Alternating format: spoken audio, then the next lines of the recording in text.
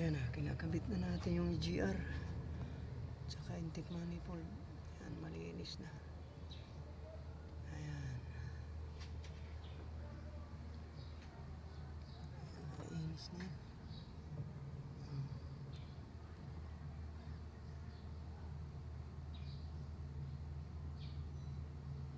Mahirap lang talaga sa Ford.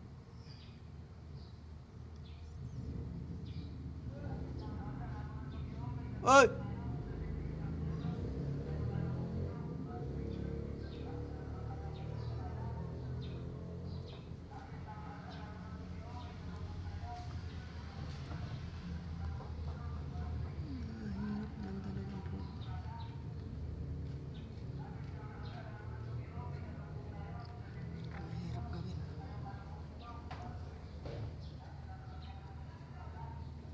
Yung iba nagsasabi basic lang daw. Walang basic, lahat ng mga ginagawa. Lahat mahirap. Bakit ka pa gumagawa kung mga basic lang? Diba?